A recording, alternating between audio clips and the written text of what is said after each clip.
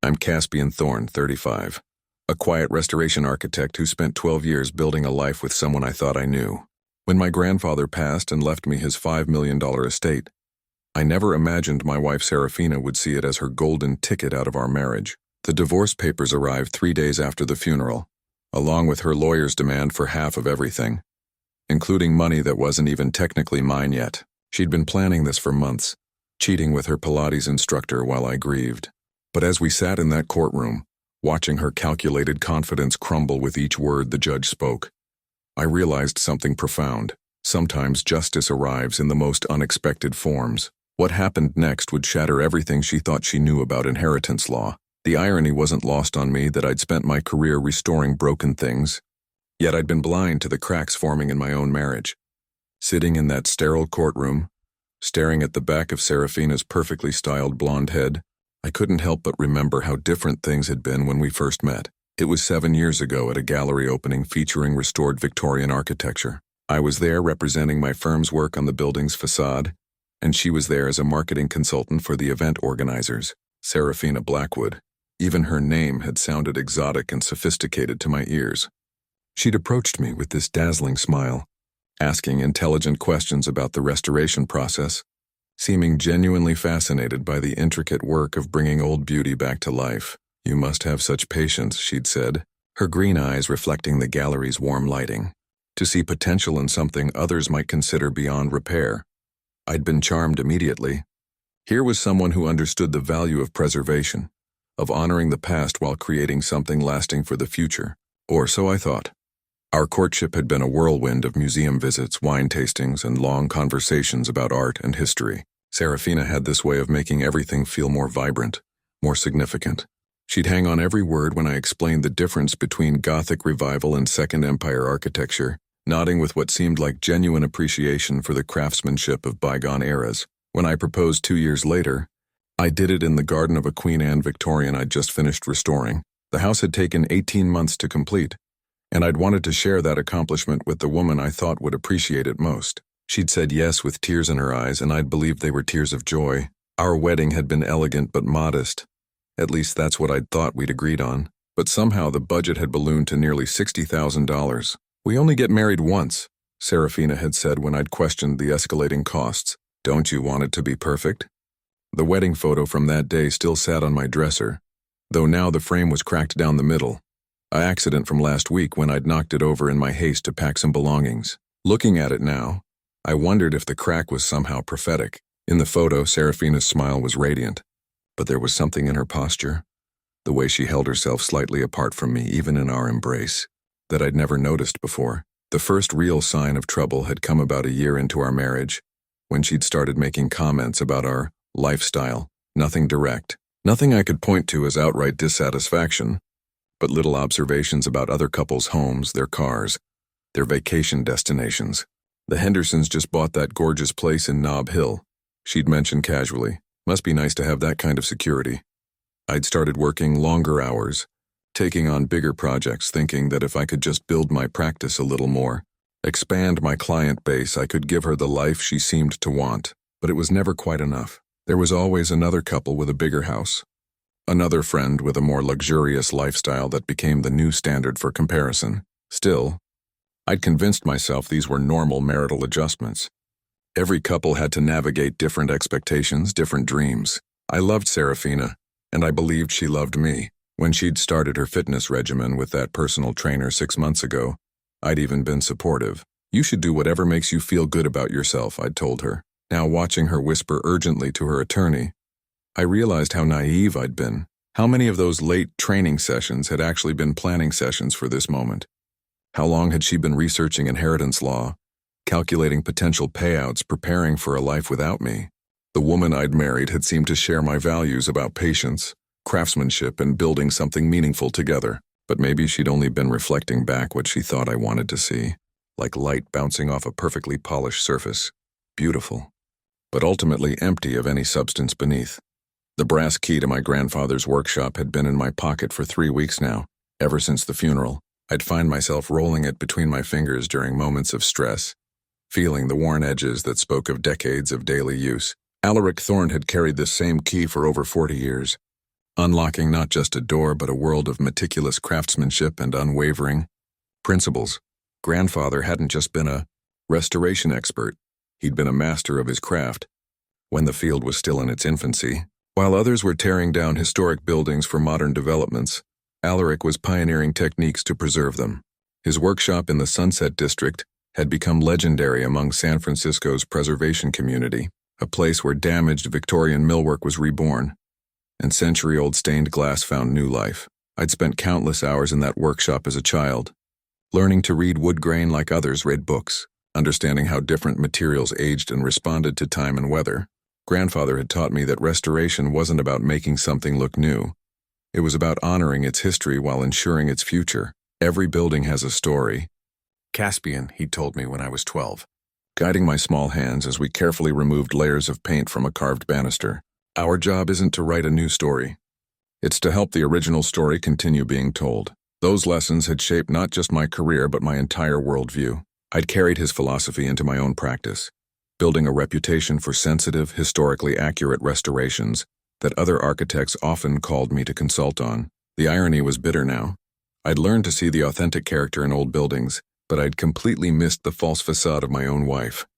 Seraphina had never understood my relationship with grandfather. She'd been polite during visits, even charming when she needed to be, but I could see her impatience with his deliberate way of speaking, his stories about old San Francisco, his insistence on showing her every detail of whatever project he was working on. She'd smile and nod, but her eyes would glaze over when he'd explain the difference between mortise and tenon joints or the proper way to restore original window sash. "He's sweet," she'd say on the drive home, "but doesn't he ever talk about anything else?" I should have paid attention to that disconnect. Grandfather represented everything I valued most: craftsmanship, patience, respect for tradition, the belief that some things were worth preserving regardless of their immediate monetary value. If Seraphina couldn't appreciate those qualities in him, how could she truly appreciate them in me? The last 2 years had been difficult as grandfather's health declined. At 91, his hands weren't as steady as they once were, his memory occasionally foggy around the edges, but his core principles remained sharp as ever. When I'd started bringing Seraphina to family dinners less frequently, citing her busy schedule, he'd simply nodded with understanding. "People reveal themselves over time," he'd said quietly during one of our last conversations. "Like a building under restoration. You don't know what you're really working with until you start peeling back the layers." I'd thought he was talking about his current project, a 1880s carved ceiling medallion that had been painted over so many times it looked like a smooth blob. But now I wondered if he'd been talking about something else entirely. The inheritance had come as a complete surprise. I'd known grandfather was comfortable. His restoration business had done well over the decades, and he'd invested wisely in San Francisco real estate when prices were still reasonable. But $5 million was beyond anything I'd imagined. The house alone, a pristine 1890s Queen Anne Victorian that he'd restored himself over 30 years ago, was worth nearly $2 million in today's market. Then there was the workshop with all its specialized equipment, his investment portfolio, and a collection of original architectural salvage that museums had been trying to buy for years. Use it wisely, the will had stated simply. Continue the work that matters. Build something that will last. I'd been overwhelmed by the responsibility, humbled by his faith in me. Seraphina's reaction had been very different. I'd watched her calculate figures in her head during the lawyer's reading, seen the way her posture changed when the full scope of the inheritance became clear. At the time, I'd attributed her excitement to joy for our future together, to relief that we'd have financial security. How wrong I'd been. Now, sitting in this courtroom watching her attorney argue that she deserved half of everything, I found myself thinking about grandfather's final words to me. He'd been in the hospital bed, oxygen cannula in his nose, but his eyes had been clear and focused. "Character is like good joinery, Caspian," he'd whispered. "It holds up under pressure or it reveals where the weak spots are. Trust the work you've done, and don't be afraid to strip away what isn't authentic." At the time, I'd thought he was giving me advice about restoration projects. Now I realized he'd been preparing me for this moment, when everything false in my life would need to be stripped away so I could see what was really underneath. The funeral guest book told a story that I was only beginning to understand. Flipping through its pages 3 weeks later, I could see the clear division between those who had come to honor grandfather and those who had come for other reasons. The names I recognized from his professional life, fellow craftsmen, Preservation Society members, longtime clients, had written heartfelt messages about his integrity and skill. Then there were the others, The brief signatures with no personal words. The names I didn't recognize who had somehow heard about a funeral for a man they'd never truly known. Seraphina's signature was there too. Neat and impersonal. Seraphina Thorne. No message, no sentiment, just her name claiming a connection she'd never valued. The service itself had been beautiful. Held at St. Mary's Cathedral where grandfather had restored the original altar screen 15 years earlier. I'd chosen readings from Ecclesiastes. To everything there is a season, and a time to every purpose under heaven, and invited his oldest friend, Marcus Chen, to speak about their 50-year friendship in the restoration community. Seraphina had sat beside me in the front pew, appropriately dressed in black, her hand occasionally squeezing mine in what appeared to be comfort. But I'd noticed things that hadn't registered fully at the time. How often she checked her phone during the service. The way her attention seemed focused on counting the attendees rather than listening to the eulogies. Her restlessness during the longer readings. After the service, as people gathered at the house for a reception, I'd watched her work the room with the efficiency that had seemed supportive at the time, but now felt calculated. She'd made sure to speak with anyone who looked prosperous, asking pointed questions about their relationship with grandfather, their knowledge of his business dealings, their involvement in the restoration community. "I'm trying to understand Alaric's world better," she'd explained when I'd found her in intense conversation with his accountant. "I want to honor his memory by learning about what mattered to him." The will reading had taken place 3 days later in the offices of grandfather's longtime attorney, Benjamin Rutherford. Ben had been handling the Thorne family's legal matters for 25 years, and his lined face had carried a gravity that went beyond simple grief. He'd known what was coming, had helped grandfather structure the inheritance, and I now suspect he'd also known what kind of reaction it might provoke. Seraphina had dressed carefully for the occasion, a navy blue dress that struck the right balance between respectful and professional. She'd even brought a small notebook to keep track of important details, she'd said. Her preparedness should have been a warning sign. The preliminary reading had been straightforward enough. The house, the workshop, the investment accounts, all to me as the sole heir. Ben had explained that there were some additional documents and conditions that would be reviewed in subsequent meetings, but the basic structure was clear. $5 million, give or take, depending on final appraisals and market valuations. I'd been stunned into silence, overwhelmed by the magnitude of grandfather's trust in me. Seraphina's reaction had been very different. I'd seen her sit up straighter, her pen moving quickly across her notebook as she calculated figures. When Ben had mentioned the need for property appraisals and tax assessments, she'd asked intelligent, pointed questions about timelines and procedures. When will the estate actually transfer?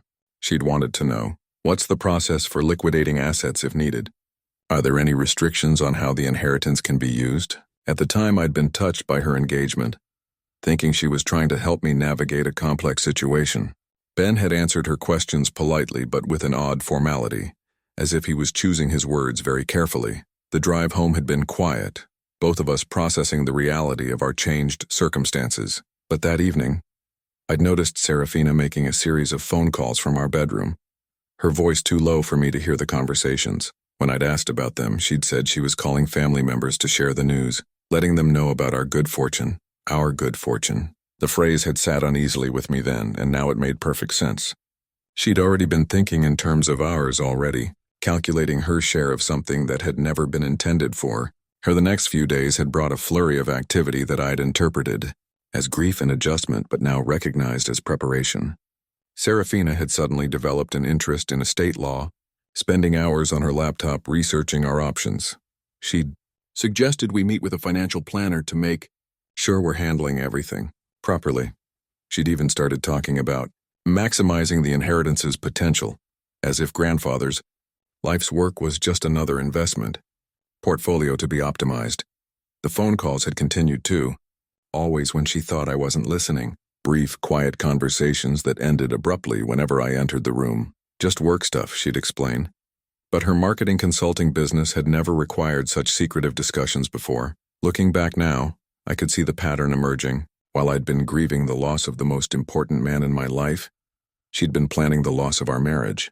Every question she'd asked Ben, every research session, every hushed phone call had been building toward this moment, sitting across from me in a courtroom, demanding half of everything my grandfather had worked his entire life to build. The funeral guest book was still on my coffee table, and sometimes I found myself reading through it, trying to understand when everything had gone wrong. The answer was becoming clearer with each passing day.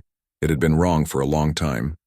I'd just been too trusting, too invested in my own vision of our life together, to see the foundation crumbling beneath my feet. The private investigator's photographs were spread across my kitchen table like pieces of a puzzle I'd never wanted to solve. Each image was time-stamped, dated, and brutally clear. Seraphina and Demetrius Volkov at a coffee shop on Union Street, their heads bent together in intimate conversation. Seraphina and Demetrius entering a hotel on Nob Hill, her hand on his arm, his fingers trailing along her waist.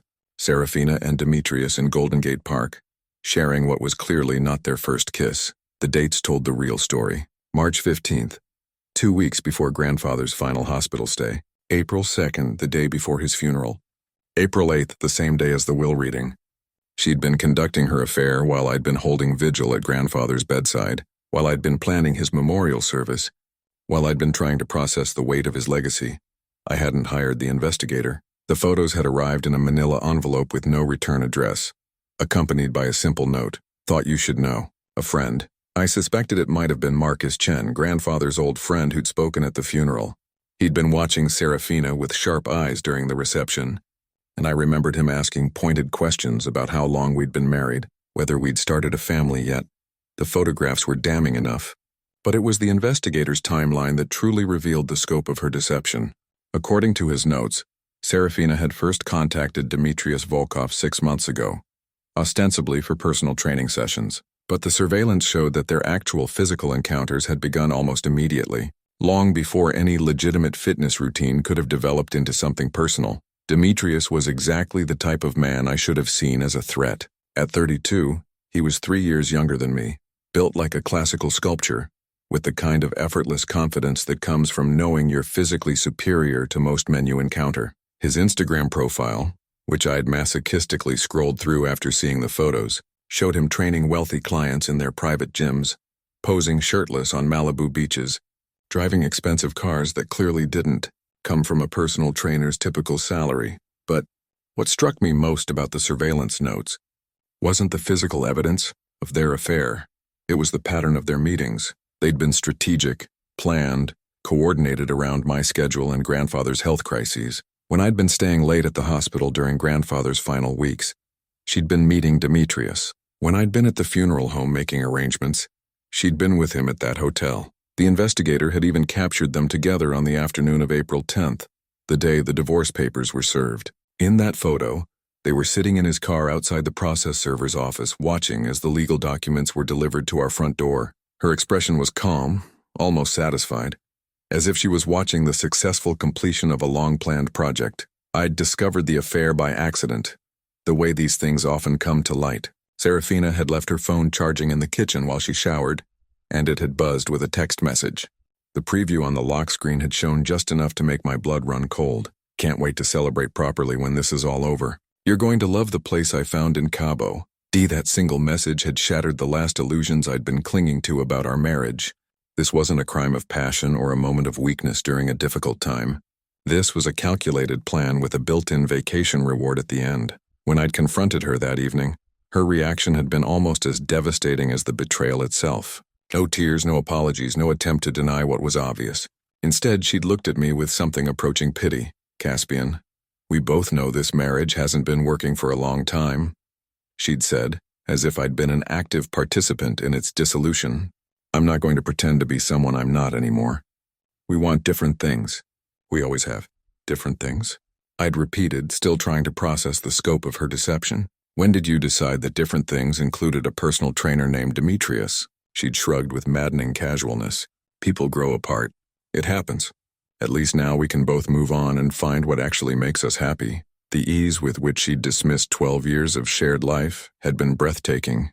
No acknowledgement of the timing, no recognition that she'd been conducting her exit strategy while I'd been losing the most important person in my life. To her, it was simply a business transaction that had run its course. "I suppose the inheritance makes moving on easier," I'd said. Watching her carefully for just a moment, something had flickered in her eyes. Calculation, perhaps, or relief that we were finally discussing the practical matters. "We'll both be better off with a clean break," she'd replied.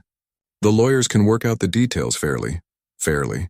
As if there was anything fair about discovering your wife's betrayal through surveillance photos. about learning that your grief had been her opportunity, about realizing that the person you'd trusted most had been systematically planning your destruction. Now, looking at those photographs spread across my table, I understood that this hadn't been a marriage that had simply grown apart. It had been a long-term investment strategy that had finally reached maturity. The only question was how long she'd been planning the harvest. The divorce petition papers had arrived with all the subtlety of a sledgehammer through stained glass. Served by a process server at 7:30 a.m. on a Tuesday, the 47-page document represented months of careful legal preparation that I was only beginning to understand. Seraphina's attorney, Helena Marchetti, had a reputation in San Francisco family law circles as brilliant, ruthless, and expensive, the kind of lawyer you hired when you wanted to win at any cost. Reading through the petition felt like discovering a blueprint for my own destruction. Every detail had been researched, every angle calculated, every potential weakness in my position identified and exploited. The document painted a picture of our marriage that was almost unrecognizable to me. A union where I'd been financially controlling, emotionally distant, and deliberately exclusionary regarding family matters. According to Seraphina's version of events, I'd isolated her from important family decisions, particularly regarding grandfather's care and estate planning. She claimed that I'd deliberately concealed the scope and nature of family assets and had systematically excluded petitioner from participation in significant financial planning discussions.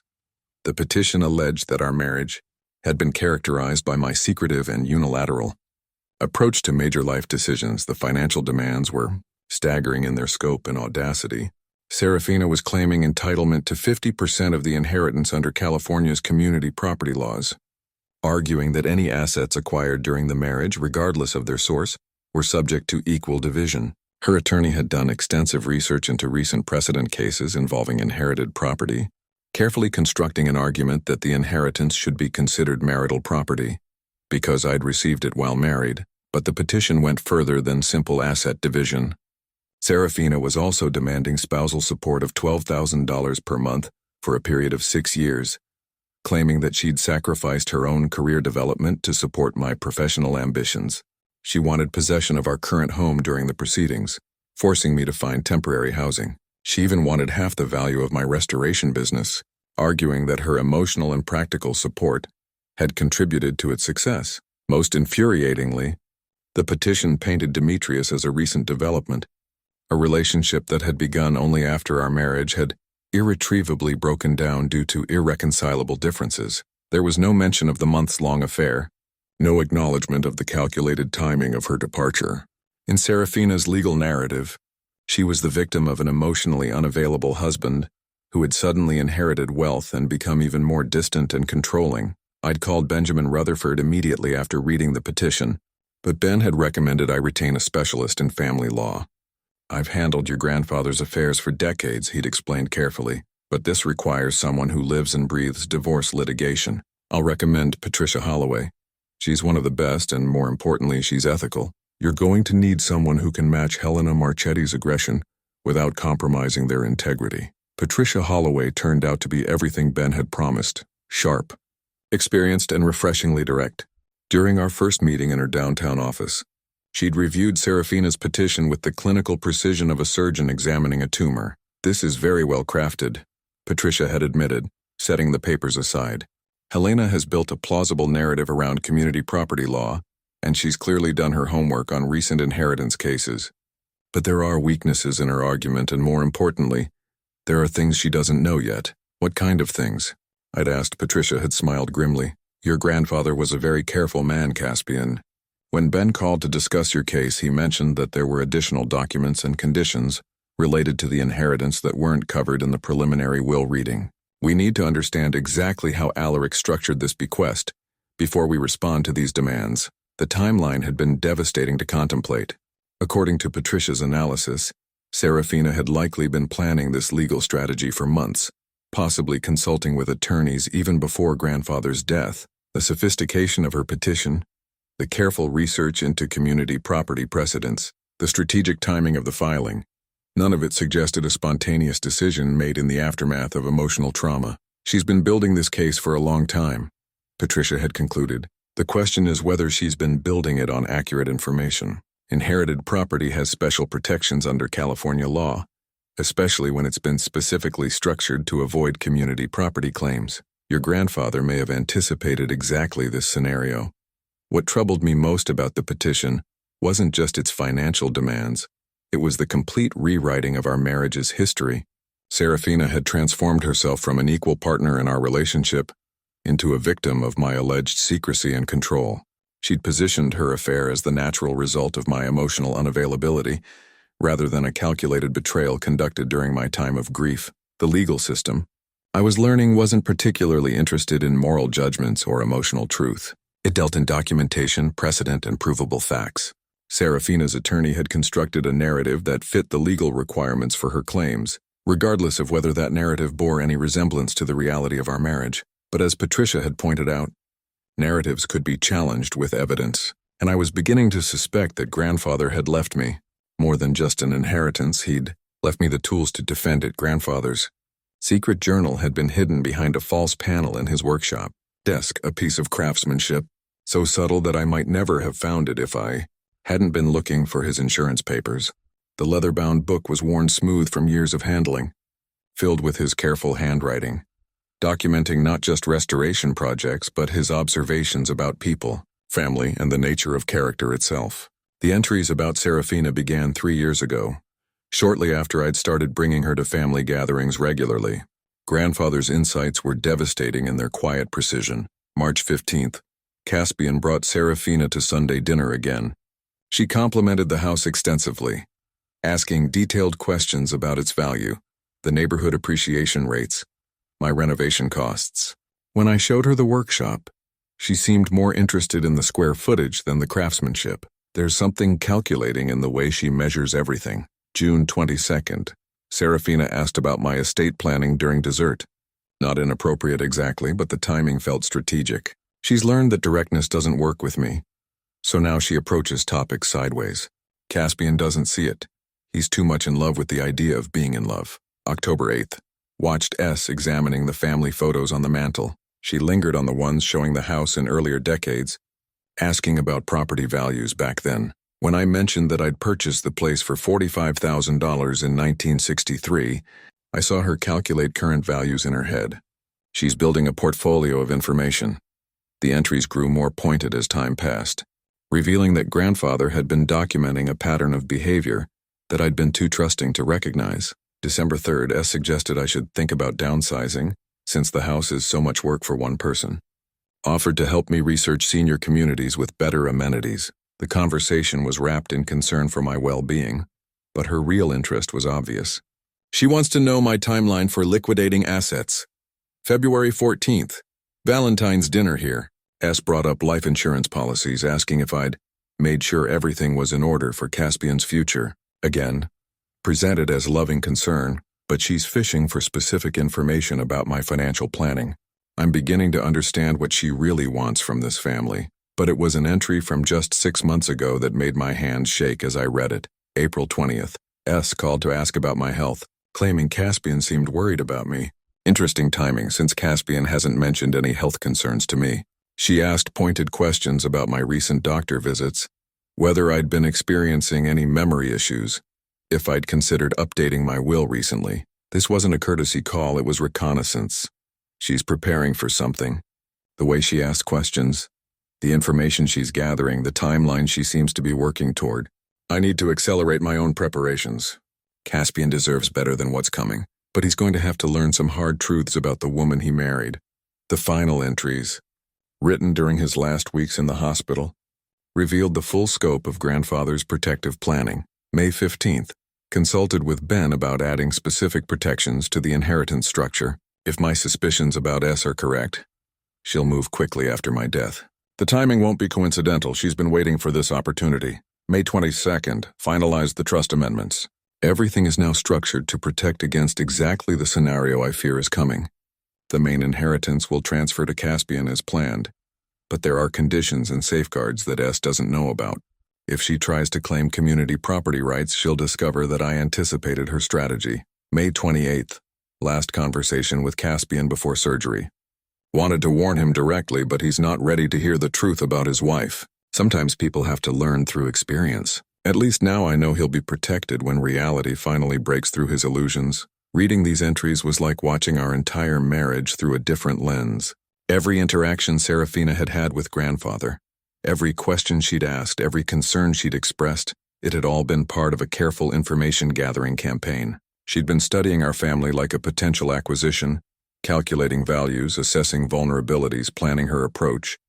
But grandfather had been studying her too. His journal revealed a man who'd recognized predatory behavior through decades of experience with people who saw old buildings and heirloom pieces as nothing more than profit opportunities. He'd dealt with developers who spoke of preservation while planning demolition, collectors who expressed admiration while calculating resale values, inheritors who praised family legacy while secretly researching auction houses. The most chilling entry was dated just 2 weeks before his death. June 8th. S. visited alone today, claiming she wanted to spend quality time with me while I recovered. Asked about the workshop equipment, my tool collection, whether I'd considered donating my architectural salvage to museums for the tax benefits. She's not even waiting for me to die anymore, she's already planning the liquidation. But she made one crucial mistake. She asked about the additional documents Ben mentioned at the preliminary will reading. Her interest was too specific, too urgent. She knows more about the inheritance structure than she should, which means she's been researching probate law and community property statutes. She's not just planning to leave Caspian. She's planning to take half of everything I've built. Fortunately, I've been planning too. The trust structure I've created will protect the inheritance, but more importantly, it will reveal her true character to Caspian in a way that no amount of warning from me ever could. Sometimes the best lessons are the ones we learn ourselves. The journal ended with a final entry written in a shaky hand just 3 days before his death. June 18th. Everything is in place. Ben has the sealed documents that will explain the full inheritance structure when the time comes. Caspian will understand eventually that this was never about money. It was about protecting what matters most. Family, legacy, the people who deserve our trust and the people who don't. S thinks she's been very clever. But she's about to discover that she's been playing a game where someone else wrote the rules. Sitting in grandfather's workshop, surrounded by the tools and projects that had defined his life, I finally understood the true scope of what he'd left me. It wasn't just an inheritance, it was a masterclass in seeing people clearly, a lesson in protecting what mattered most, and a final gift from a man who'd loved me enough to shield me from a betrayal he'd seen coming long before I was ready to accept it.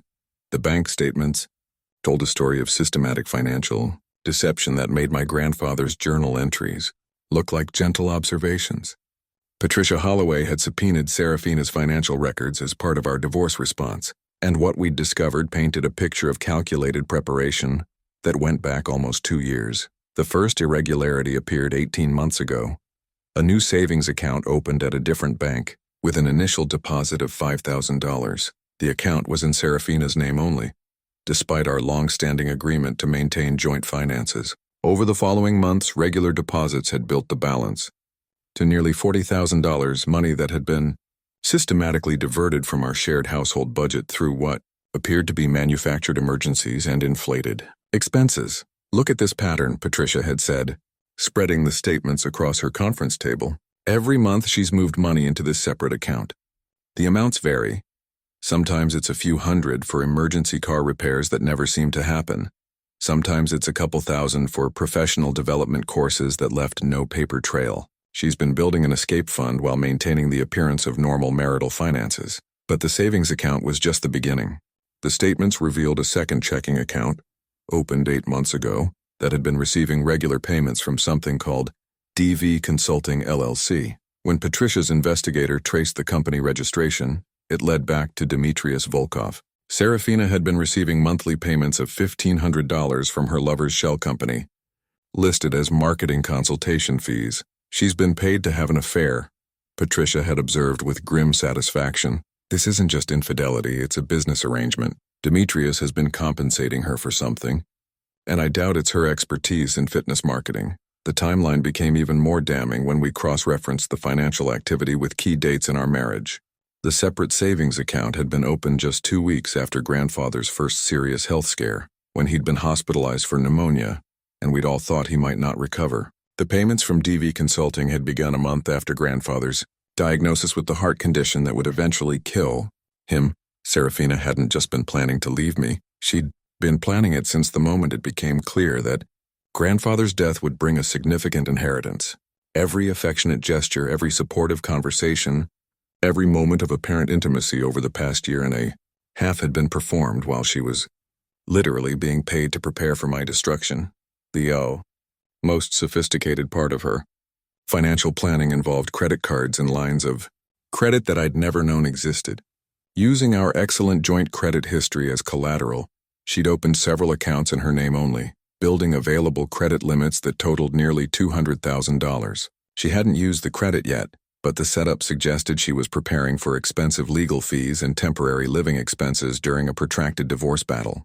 "She's been treating your marriage like a hostile takeover," Patricia had explained.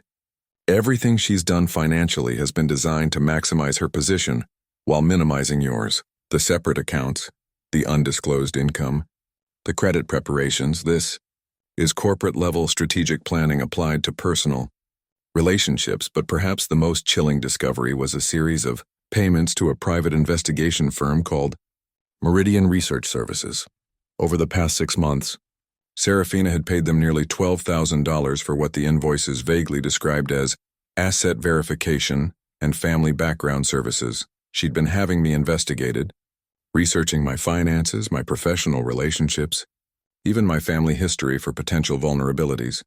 The investigators' reports, which Patricia had managed to obtain through legal discovery, revealed the scope of Seraphina's intelligence gathering. She'd learned details about my business finances that I'd never discussed with her, including the exact value of several major restoration contracts and my projected income for the next 2 years. She'd researched grandfather's property holdings, his investment portfolio, even his relationship with various banks and financial institutions. Most disturbing was a section of the report focused on my emotional and psychological profile.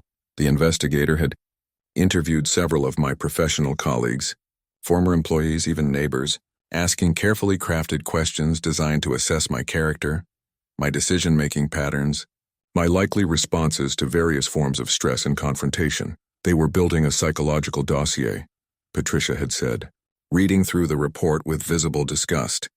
She wanted to understand exactly how you'd react to betrayal, how you'd handle legal pressure, what your weaknesses might be in a prolonged court battle. This isn't divorce planning, it's warfare preparation. The financial statements also revealed regular payments to Helena Marchetti's law firm dating back 4 months before grandfather's death. Seraphina had been paying for legal consultation while grandfather was still alive, while she was still sharing my bed, while she was still playing the role of devoted wife and granddaughter-in-law. When I'd confronted her about the financial discoveries during a tense meeting at Patricia's office, Seraphina's response had been characteristically cold and calculating. "I was protecting myself," she'd said, as if financial infidelity during marriage was a reasonable form of self-defense. "You always kept me out of major financial decisions. I needed to understand our situation independently." "Our situation?" I'd repeated. "You mean the situation where you were being paid by your lover while planning to steal half of my grandfather's life's work?" Her attorney had quickly intervened, but not before I'd seen something flicker in Seraphina's eyes. Not shame or regret, but annoyance at being caught. She was frustrated by the discovery of her preparations, not remorseful about making them. The bank statements painted a picture of a woman who'd been living a completely double life for nearly 2 years. While I'd been grieving my grandfather's decline, supporting his final projects, and trying to maintain our marriage through a difficult time, she'd been systematically preparing for my financial destruction with the methodical precision of a corporate raider. But as Patricia had pointed out, Seraphina's own meticulous record-keeping might prove to be her downfall. Every hidden account, every secret payment, every undisclosed consultation fee was documented evidence of her deception and planning. In trying to build the perfect case against me, she'd inadvertently built the perfect case against herself. The family letters from the 1940s had been tucked away in a cedar box in grandfather's bedroom closet, tied with a faded blue ribbon that crumbled at my touch. I'd been packing his personal belongings when I found them, and what I discovered inside revealed that the Thorne family had faced this exact scenario before, a pattern of betrayal and inheritance manipulation that stretched back 3 generations. The letters were correspondence between my great-grandfather, Edmund Thorne, and his sister Margaret, documenting a family crisis that had occurred in 1947. Margaret had married a man named Charles Whitmore, who had seemed charming and devoted until Edmund's wealthy father died, leaving the family construction business and a substantial estate to his son. "Dearest Edmund," one letter began in Margaret's careful handwriting, "I must warn you about Charles's true intentions. Since father's will was read, he has become a different man entirely. He speaks constantly of our rightful share, and has consulted with lawyers about challenging the inheritance. I fear I have been terribly deceived about his character. The similarities to my own situation were chilling. Charles Whitmore had conducted an affair during the final months of the patriarch's life, had systematically gathered information about family assets, and had ultimately demanded half of everything. Through legal proceedings that had torn the family apart for years, Charles has convinced several family members that you deliberately excluded him from business decisions," another letter revealed.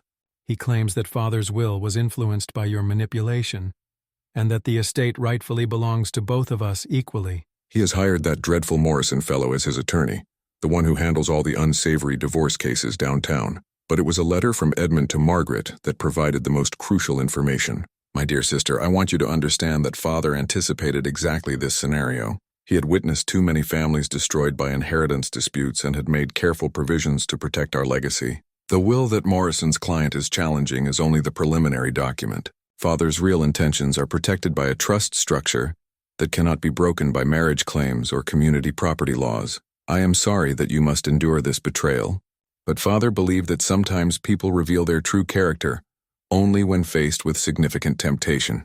Charles will discover that all his scheming has been for nothing, and perhaps in time you will see this painful lesson as father's final gift to our family." The box contained additional documents that showed how the 1947 crisis had been resolved.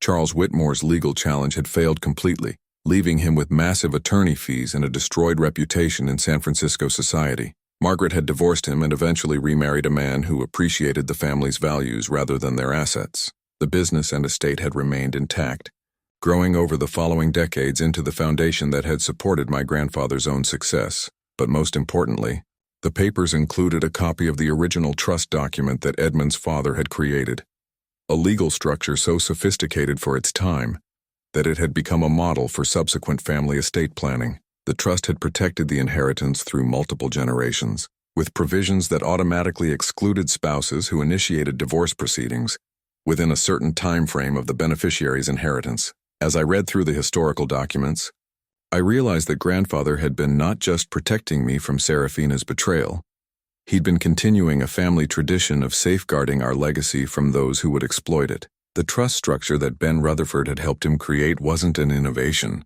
It was an evolution of protections that had been refined through 3 generations of experience with inheritance predators. There was even a letter from Edmund to his father, written just before the old man's death, that could have been describing my own relationship with grandfather. "Father, I want you to know that I understand the wisdom of your planning now. At first I thought your precautions were excessive, even cynical. But watching Charles's behavior since your illness began has opened my eyes to realities I was too naive to see before. Thank you for protecting not just our wealth, but our family's integrity." The cedar box also contained photographs from that era, family gatherings, business events, social occasions that showed the Thornes as respected members of San Francisco's rebuilding community after the war. In one photo, I could see my great-grandfather and grandfather as young men, working together on what appeared to be a restoration project, their faces serious with concentration and purpose. But it was the final document in the collection that provided the most hope for my current situation.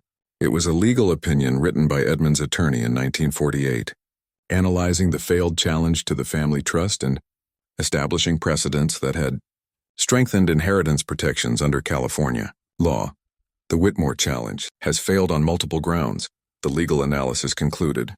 Community property laws cannot override properly structured premarital inheritance trusts, particularly when the challenging party can be shown to have engaged in deceptive conduct during the marriage. The court's ruling establishes important precedents that will protect other families facing similar challenges. I'd called Patricia immediately after discovering the letters, and her reaction had been one of barely contained excitement. "Caspian, this is extraordinary," she'd said, reviewing photographs of the documents I'd sent her. "These letters prove that your family has been dealing with inheritance predators for generations, and more importantly, they show that the legal protections have been tested and proven effective. If your grandfather used similar trust structures, Seraphina's community property claims are going to hit a wall that's been 75 years in the making. The historical parallel was both comforting and disturbing. Comforting because it showed that the Thorne family had survived this type of betrayal before, and had built strong defenses against it. Disturbing because it revealed a pattern. Perhaps wealth and family legacy would always attract those who saw relationships as business, opportunities rather than genuine partnerships. But as I sat in grandfather's house, surrounded by 3 generations of family history, I felt a deep connection to the men who had faced these challenges before me. They had protected what mattered most, not through bitterness or revenge, but through careful planning, legal wisdom, and an unwavering commitment to family values. Seraphina thought she was playing a game where she'd written the rules, but she was about to discover that the Thorne family had been playing this game much longer than she had, and we'd gotten very good at winning. The property deed with special clauses had been waiting in Benjamin Rutherford's office safe for 6 months, sealed in an envelope marked, "To be opened only upon initiation of legal proceedings against the estate." When Ben handed me the documents during our emergency meeting, his expression carried a mixture of sadness and grim satisfaction. "Your grandfather knew this day would come," Ben said quietly. "He spent the last year of his life creating what might be the most sophisticated inheritance protection structure I've ever seen. Alaric wasn't just thinking about your situation, Caspian. He was thinking about protecting future generations of Thornes from exactly this type of exploitation." The deed itself looked ordinary at first glance, a standard California property transfer document naming me as the sole beneficiary of grandfather's house and workshop. But embedded within the legal language were clauses that transformed the inheritance from a simple asset transfer into an impenetrable fortress against community property claims. The first protective measure was a premarital, separate property designation that had been established through a complex trust structure. Even though I'd inherited the property while married, the deed clearly established that the assets had been held in trust for me since before my marriage began, with grandfather acting as trustee until his death. Under California law, property held in such trusts could not be claimed as community property, regardless of when the actual transfer occurred. But grandfather had gone much further than basic trust protection. The deed included what Ben called a bad faith exclusion clause, a provision that automatically voided any community property claims if the spouse could be proven to have initiated divorce proceedings within 18 months of the inheritance transfer, particularly if such proceedings were accompanied by evidence of adultery or financial deception. "Read Section 12 carefully," Patricia said, pointing to a paragraph that made my hands shake as I understood its implications. "Your grandfather anticipated almost exactly what Seraphina has done. The clause specifically mentions systematic financial preparation for divorce, proceedings conducted in secret during the final illness of the truster, as grounds for complete forfeiture of any inheritance claims." The deed contained additional protections that revealed the depth of grandfather's strategic thinking. There was a character verification clause that required any spouse claiming inheritance rights to submit to a comprehensive background investigation, including financial records for the 2 years preceding the inheritance. There was a good faith marriage provision that voided claims if the spouse could be shown to have entered or continued the marriage with primary intent to access family assets. Most devastating to Seraphina's case was something called an loyalty during crisis clause. This provision specifically excluded inheritance claims from spouses who could be proven to have engaged in extramarital relationships or financial deception during the period when the inheritor was caring for a dying family member. "She's violated virtually every protective provision, your grandfather included," Patricia said with something approaching admiration for Alaric's foresight. "The affair with Demetrius, the secret financial accounts, the hiring of private investigators, the consultation with divorce attorneys while your grandfather was still alive. Every single action she's taken falls under one of these exclusion clauses." Ben pulled out additional documents that showed the scope of grandfather's preparation. There were detailed financial records proving that all inheritance assets had been held in premarital trusts. There were character assessments of Seraphina dating back 3 years, compiled through subtle inquiries within our social and professional circles. There were even recorded conversations, legally obtained through security systems in grandfather's house that captured some of Seraphina's more revealing comments about the family's wealth and her intentions regarding it. "Alaric was very careful about evidence gathering," Ben explained. Everything was obtained through legal means, but he was systematic about documenting behaviors and statements that might become relevant in exactly this situation. He never violated anyone's privacy, but he was an excellent observer of human nature. The most sophisticated element of grandfather's planning was something called a successor beneficiary provision, FAI. The primary inheritance became subject to divorce proceedings. Initiated under suspicious circumstances, the assets would automatically transfer to a charitable foundation dedicated to historic preservation, with me serving as director. This meant that even if Seraphina somehow overcame the other protective measures, she would be fighting for control of assets that no longer legally existed as individual property. "It's brilliant," Patricia said, reviewing the foundation documents. "If she pursues her claims, she's not just fighting you for the inheritance, she's fighting a charitable organization dedicated to preserving San Francisco's architectural heritage. No judge wants to be seen as ruling against historic preservation in favor of a gold-digging spouse, but perhaps the most personally meaningful protection was a clause that grandfather had titled, "The Truth Will Out" provision. This section established that if divorce proceedings were initiated based on false claims about the marriage or the inheritor's character, the accused party had the right to present comprehensive evidence of the accuser's actual conduct, including financial records, communication logs, and testimony from witnesses who had observed the accuser's true motivations and behavior. "He's given you the legal right to tell the complete truth about Seraphina's conduct," Ben explained. "In most divorce proceedings, there are limitations on how much personal behavior can be introduced as evidence. But because she's challenging the inheritance itself, the court will allow extensive testimony about her character, motivations, and actions. She's opened a door that she can't close." As I reviewed document after document, I began to understand that grandfather had been conducting his own investigation for years, building a legal case against a betrayal he'd seen coming long before I was ready to acknowledge it. Every protective clause addressed a specific aspect of Seraphina's likely strategy. Every evidentiary requirement anticipated her probable defenses. The deed and its accompanying documents represented more than just legal protection. They were a masterclass in understanding predatory behavior and building defenses against it. Grandfather had created a structure so comprehensive that Seraphina's carefully planned attack would not just fail, but would actively strengthen my position with every aggressive move she made. Sitting in Ben's office, surrounded by the evidence of my grandfather's wisdom and preparation, I felt something I hadn't experienced since this nightmare began: confidence. Seraphina thought she'd been playing chess while I played checkers, but she was about to discover that grandfather had been playing a completely different game, one where he'd spent years learning her moves. Before she even knew they were opponents, the voice recording device had been sitting in Patricia's office for 3 days before I found the courage to listen to it. Marcus Chen, grandfather's old friend, had approached me after a particularly brutal day of depositions with an expression of paternal concern that reminded me painfully of Alaric himself. "I've been debating whether to give you this," Marcus had said, placing the small digital recorder on my kitchen table. "I recorded Seraphina and her boyfriend at Cafe Luna last week. I wasn't spying. I was meeting my daughter for lunch and overheard them at the next table. Once I realized what they were discussing, I felt obligated to document it. The recording was 43 minutes long, crystal clear, and absolutely devastating.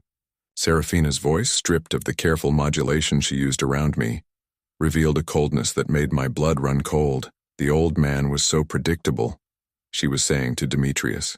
"All that sentimental nonsense about family legacy and craftsmanship. He never realized that some of us see the bigger picture. $5 million sitting there while Caspian plays with his little restoration projects." Demetrius's accent made his words slightly harder to understand, but his meaning was clear. "How much longer do we have to keep up this charade?" "I'm tired of pretending to be just your trainer." "Not much longer," Seraphina replied. "The old man is gone, the will has been read, and my attorney says we have an excellent case for community property claims. Caspian is so naive about legal matters. He actually thinks love and loyalty matter in divorce court." The casual cruelty of her words was breathtaking, but it was what came next that truly revealed the scope of her deception. "I've been documenting his controlling behavior for months," she continued. "Every time he made a financial decision without consulting me, every family gathering where I felt excluded, every conversation about his grandfather that made me feel like an outsider. Helena says we can paint a picture of systematic emotional abuse and financial manipulation. What about the affair? Demetrius asked. Won't that hurt your case? Seraphina's laugh was sharp and calculating. What affair? We've been very careful about documentation. As far as anyone can prove, our relationship began after the marriage had already broken down due to his controlling behavior. Helena has prepared a timeline that shows I only turned to you for emotional support after years of neglect and isolation. I'd had to stop the recording at that point, my hands shaking with rage and disgust. The woman I'd shared a bed with for 5 years, the woman I'd trusted with my deepest vulnerabilities, had been systematically constructing a false narrative of abuse while conducting an affair that she was planning to deny under oath. When I'd finally gathered the strength to continue listening, the conversation had moved to even more damaging territory. The beauty of California community property law, Seraphina was explaining, is that it doesn't matter whose family the money came from originally. If assets are acquired during marriage, both spouses have equal rights to them. Caspian's grandfather may have intended the inheritance for him alone, but the law says I'm entitled to half. And after the divorce? Demetrius had asked. We disappear, she'd replied matter-of-factly. $2.5 million buys a lot of freedom. We can live anywhere we want, do anything we want. No more pretending to care about Victorian architecture or listening to endless stories about restoration techniques. No more playing the dutiful wife to a man who cares more about old buildings than his own marriage. The recording contained additional revelations that painted an even darker picture of her planning. She'd discussed bribing witnesses to testify about my alleged controlling behavior. She'd mentioned destroying evidence of her affair, including gifts from Demetrius and travel records that would reveal their relationship timeline.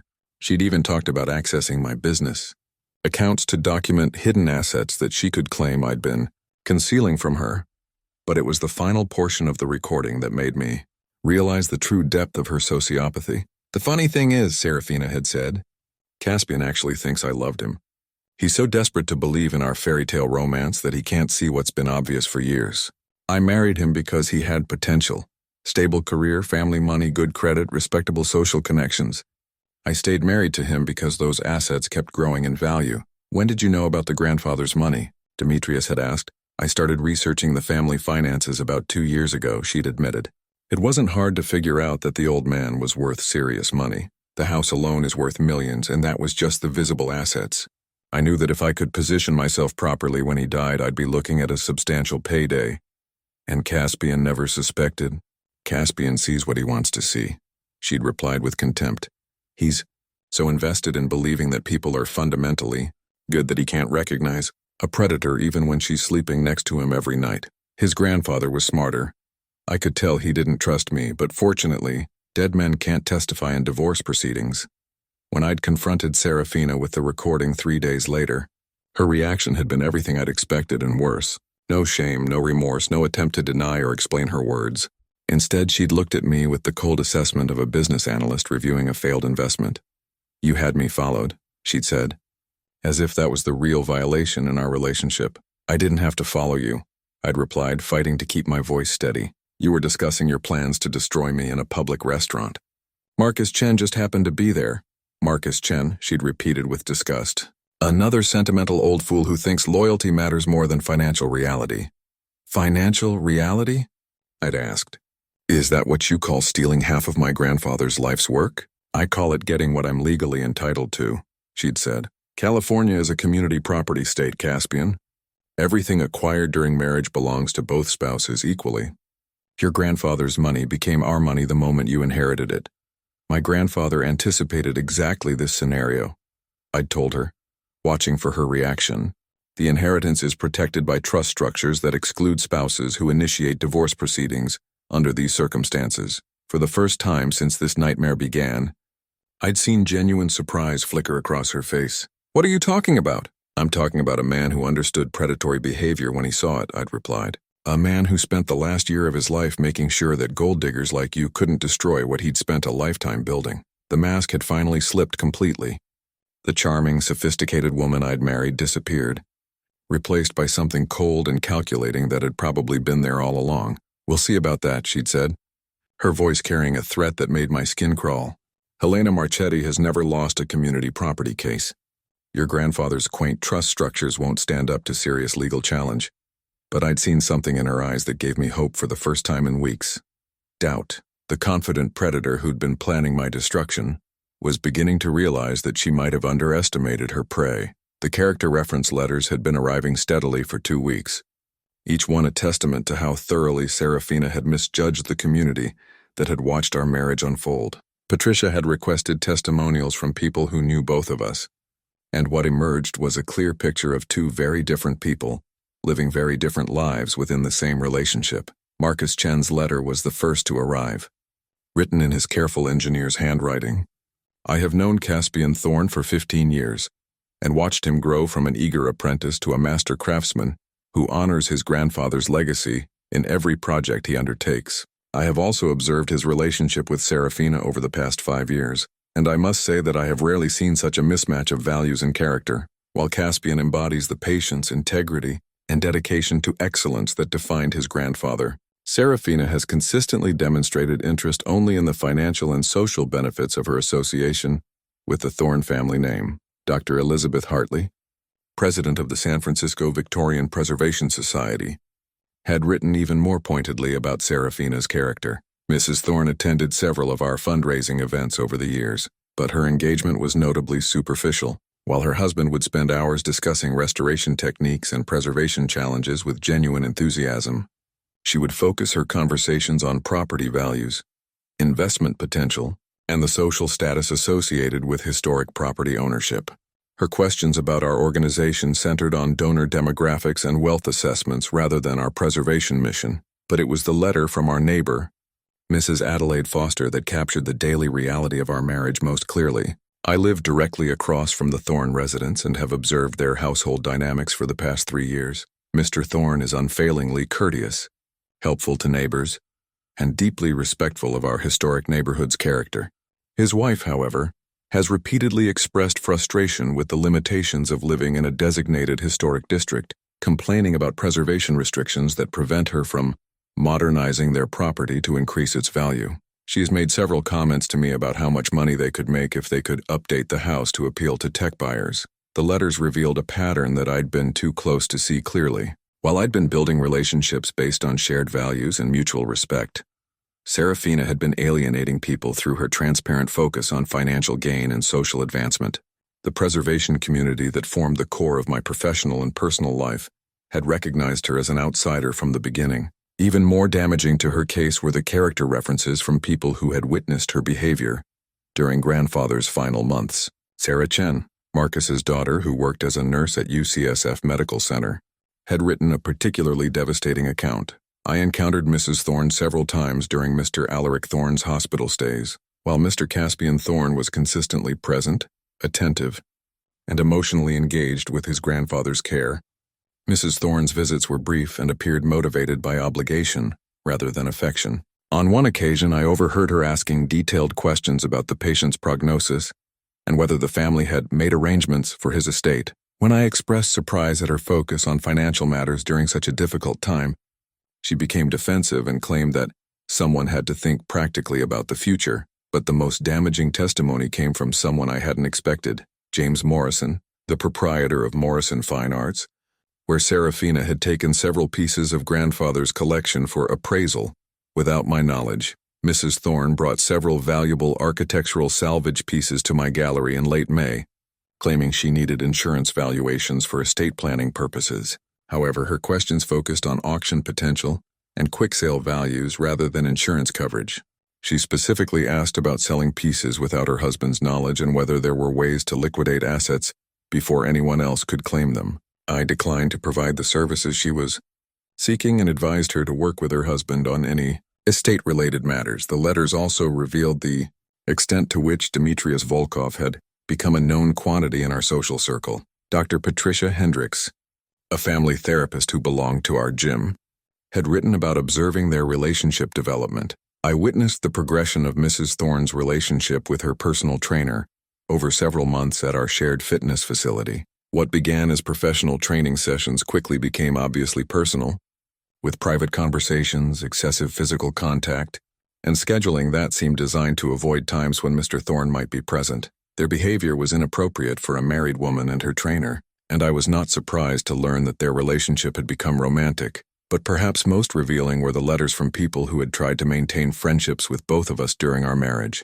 Jennifer Walsh, a colleague from my architecture firm, had captured the fundamental incompatibility that I'd been too invested to acknowledge. I have socialized with Caspian and Seraphina numerous times over the years, and the difference in their engagement with our conversations was always striking.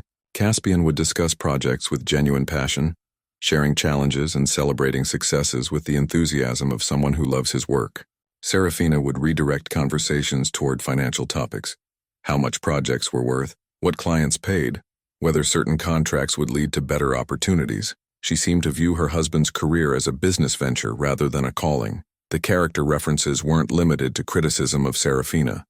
They also painted a picture of who I really was, countering the narrative of control and manipulation that she was trying to construct. Letter after letter described me as collaborative, respectful, generous with my time and knowledge, and deeply committed to preserving both architectural heritage and family relationships. Most importantly, the letters established a timeline that contradicted Seraphina's claims about our marriage's deterioration. Multiple witnesses described us as appearing happy and stable until very recently, with the change in our relationship dynamics coinciding with grandfather's illness and the prospect of inheritance rather than any long-standing pattern of dysfunction. The arrival of these letters had another effect I hadn't anticipated. They forced me to confront how many people had seen through Seraphina's performance long before I had. The preservation community that meant so much to me had been watching, understanding, and silently supporting me through a deception that I'd been too trusting to recognize. But the letters also revealed something troubling about Demetrius's role in this scheme. According to several testimonials, he'd been asking questions about my business, my family's financial situation, and my relationship with grandfather for months before their affair became obvious. This wasn't a crime of passion. It was a calculated partnership between two people who had identified me as a target and systematically planned my exploitation. Reading through dozens of character references, I realized that Seraphina's greatest miscalculation had been assuming that her charm would protect her when the truth came out. Instead, the community that had politely tolerated her presence was now eager to document her true character for the court record. She had isolated herself through her own actions, creating a paper trail of witnesses who could testify to her manipulative behavior, her mercenary motivations, and her fundamental dishonesty about the nature of our marriage. In trying to position herself as the victim of my alleged control, she had forgotten that dozens of people had been watching us both all along. The court filing documents had grown into a stack nearly 6 inches thick, each page representing another escalation, in what had become less of a divorce proceeding and more of a public dismantling of Seraphina's carefully constructed facade. Helena Marchetti's increasingly desperate legal tactics were documented in filings that revealed a case falling apart under the weight of its own contradictions. The latest motion, filed just 3 days ago, was a frantic attempt to exclude the voice recording from evidence. Helena's argument was that the recording had been obtained through deliberate surveillance and invasion of privacy, despite the fact that it had been captured in a public restaurant by someone who happened to overhear incriminating statements. The motion's language grew increasingly shrill as it progressed, suggesting that allowing such evidence would create a chilling effect on the freedom of private conversation in public spaces. Patricia's response filing had been a masterpiece of legal precision, pointing out that Seraphina's own statements on the recording directly contradicted sworn testimony she'd given just 2 weeks earlier. The plaintiff cannot simultaneously claim that conversations overheard in public places should be excluded from evidence while also testifying under oath to facts that her own recorded statements proved to be false.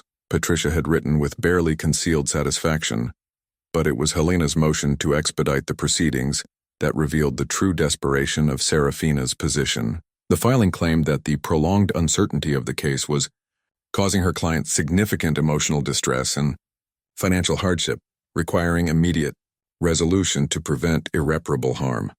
The irony was breathtaking. The woman who had spent months planning this legal assault was now claiming that she couldn't endure the consequences of her own strategy.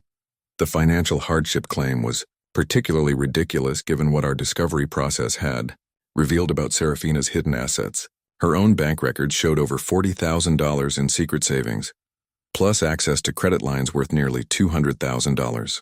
The hardship she was experiencing seemed to be more about her inability to access my grandfather's inheritance than any actual financial distress. Helena's most recent filing had attempted to introduce testimony from a relationship expert who would testify about the psychological patterns of financially controlling spouses. The expert, Dr. Marcus Fieldstone, had never met either of us but was prepared to offer opinions about our marriage based on Seraphina's unsubstantiated claims. Patricia's motion to exclude this testimony had been scathing in its analysis of both the expert's qualifications and the transparent attempt to substitute psychological theories for actual evidence. The depositions had been particularly brutal for Seraphina's case. Under oath, she'd been forced to confront the timeline inconsistencies in her narrative, the financial evidence of her preparation for divorce, and the character witness statements that contradicted her claims about our marriage. Helena had grown increasingly aggressive in her objections, at one point accusing Patricia of harassment and intimidation for simply asking Seraphina to explain the discrepancies between her sworn statements and her recorded conversations. Demetrius's deposition had been even more damaging. Without Seraphina's coaching, he'd struggled to maintain the fiction that their relationship had begun after our marriage's breakdown. Under Patricia's methodical questioning, he'd admitted to receiving payments from Seraphina months before their supposed relationship began, had acknowledged asking detailed questions about my family's finances, and had been forced to explain why his business record showed consulting fees to a woman whose only apparent qualification was being married to his actual target, Mr. Volkov.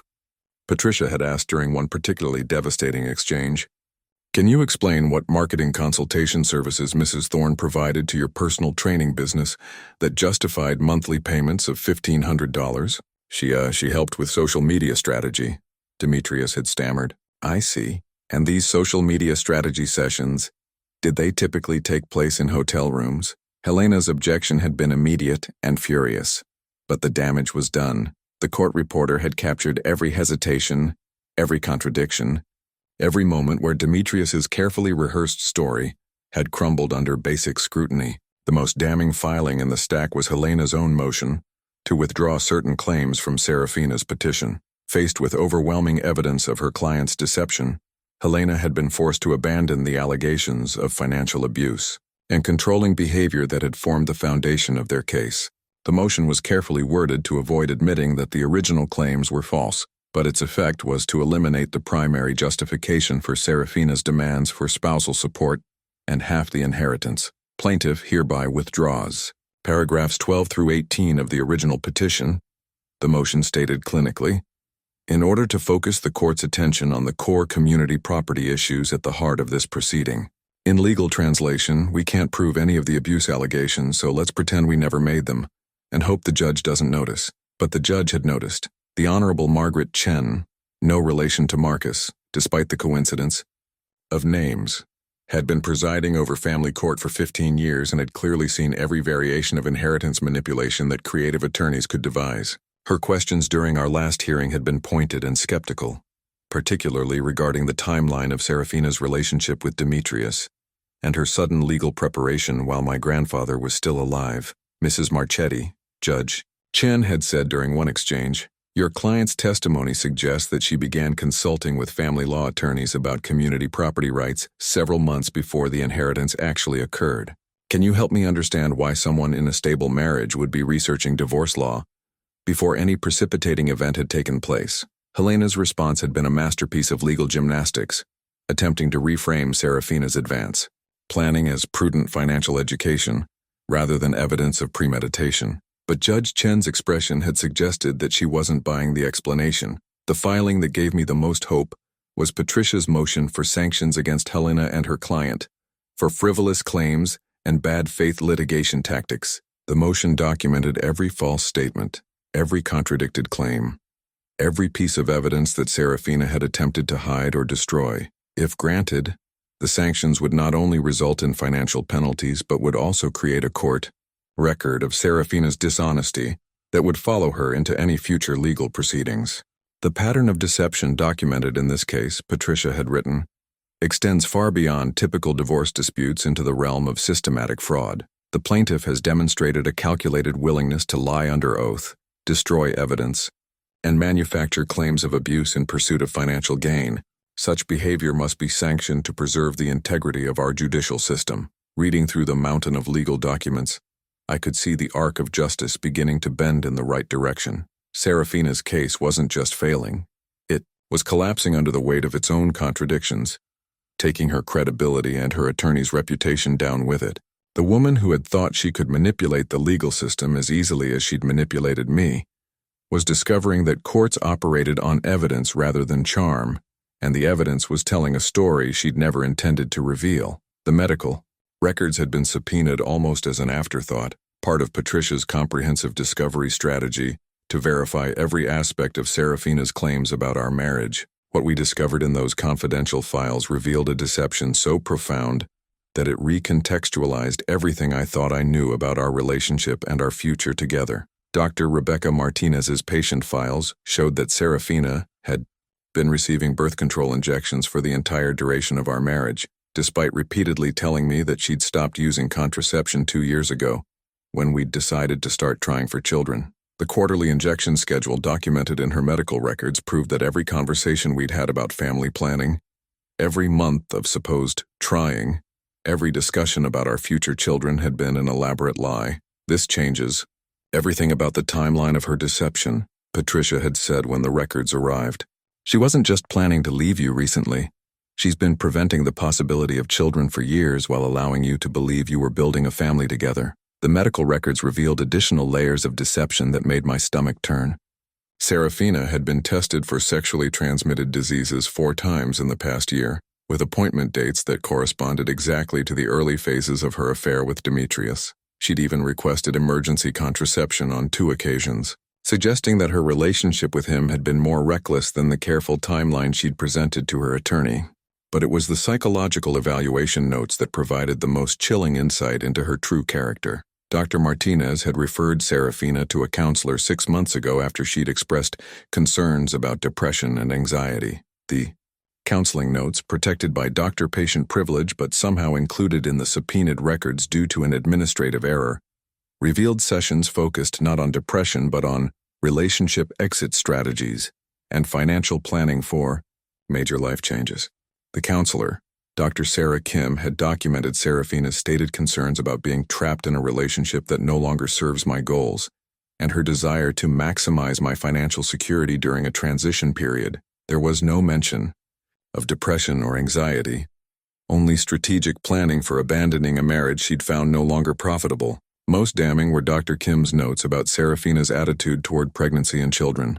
Patient expresses strong aversion to pregnancy and childbearing, describing children as financial liabilities and obstacles to personal freedom. Patient reports that her husband frequently discusses wanting children, but she has no intention of fulfilling this expectation.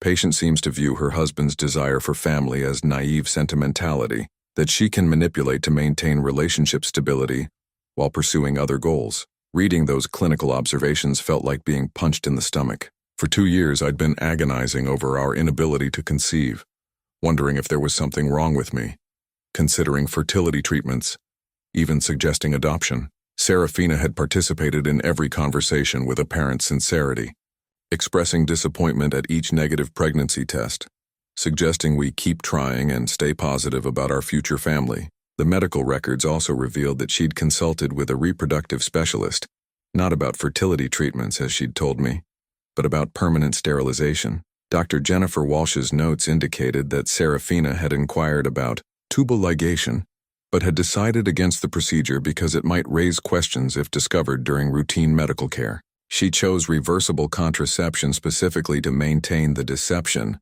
Patricia had explained with disgust. She wanted to prevent pregnancy while keeping her husband believing that children were still possible. This isn't just lying, it's psychological torture. The revelation about the prevented pregnancies had another legal implication that Patricia had immediately recognized. Under California law, deliberately preventing conception while allowing a spouse to believe they're trying to start a family could be considered a form of fraud, particularly when combined with other deceptive practices. It demonstrated a pattern of systematic lying about fundamental aspects of the marriage that went far beyond simple incompatibility. But perhaps the most devastating discovery in the medical files was a psychiatric evaluation that Seraphina had, undergone as part of an employment screening for a previous job. The evaluation, conducted 3 years before we'd met, included personality assessments that painted a picture of someone fundamentally incapable of genuine emotional attachment. The psychiatrist, Dr. Michael Torres, had noted narcissistic tendencies with possible antisocial features, and observed that the patient demonstrates exceptional ability to present a socially acceptable facade while pursuing purely self-interested goals. His recommendation had been that Seraphina was suitable for positions requiring charm and persuasion, but should not be placed in roles involving fiduciary responsibility or long-term relationship management. Reading that evaluation was like finding a warning label that I'd never been given. Every charming gesture, every moment of apparent affection, every declaration of love had been performed by someone who was psychologically incapable of feeling the emotions she was expressing. I hadn't been in a marriage. I'd been the target of a long-term confidence scheme. The medical records also explained something that had puzzled me for months: Seraphina's complete lack of emotional response to grandfather's death. I'd attributed her apparent callousness to different grieving styles or family dynamics, but the psychiatric evaluation suggested that she was simply incapable of feeling genuine grief for someone who wasn't useful to her goals. When confronted with the medical evidence during her next deposition, Seraphina's reaction had been telling. Rather than expressing remorse or trying to explain her deception, she'd become angry that her privacy had been violated. The woman who had hired investigators to research my family's finances was outraged that her own medical records had been subpoenaed in a legal proceeding she had initiated. This is completely irrelevant to community property issues. Helena had objected furiously when Patricia had begun questioning Seraphina about the contraception records. On the contrary, Patricia had replied calmly, "It goes directly to the issue of fraud in the marriage. Mrs. Thorne's systematic deception about wanting children while secretly preventing pregnancy demonstrates a pattern of fundamental dishonesty that undermines every other claim she's made about their relationship." The medical revelations had another effect that I hadn't anticipated. They freed me from the last vestiges of guilt about our marriage's failure. I'd spent months wondering if I could have been a better husband, if I could have somehow prevented this betrayal, if there were signs I should have recognized earlier. But the evidence showed that no amount of love, attention, or effort on my part could have saved a relationship with someone who was constitutionally incapable of genuine partnership. Seraphina hadn't fallen out of love with me. She'd never been capable of loving anyone. Our entire marriage had been an elaborate performance designed to position her for exactly this moment, when she could maximize her financial gain and disappear with someone who offered her a more profitable arrangement. The medical records were more than just evidence of deception. They were proof that I'd been the victim of a psychological predator who had studied me, manipulated me, and systematically destroyed my trust in my own judgment. But they were also liberation, final confirmation that the failure of our marriage had never been about my inadequacies as a husband. Judge Chen's gavel struck the bench with the resonance of justice finally arriving, its sound echoing through the packed courtroom like the bell of an old church, marking the hour of reckoning. The small ceremonial hammer represented more than just the opening of our trial. It symbolized the moment when months of preparation, deception, and legal maneuvering would finally be tested against the unforgiving light of sworn testimony and documented evidence. The courtroom was fuller than I'd expected, with members of the preservation community, family, friends, and even some colleagues from Seraphina's former professional circles filling the gallery. Word had spread through San Francisco's architectural and legal communities about the case, partly because of the substantial inheritance at stake, but mostly because the evidence promised to reveal the kind of spectacular betrayal that people couldn't help but watch unfold. Helena Marchetti's opening statement was a masterpiece of strategic repositioning, attempting to transform Seraphina from a calculating predator into a victim of an emotionally distant husband who had systematically excluded her from family decisions. Standing before the jury in her perfectly tailored navy suit, Helena painted a picture of a woman who had sacrificed her own career ambitions to support her husband's professional growth, only to discover that his family's wealth had always been more important to him than their marriage. "Ladies and gentlemen of the jury," Helena began, her voice carrying the practiced sincerity of someone who made her living convincing people to ignore obvious truths.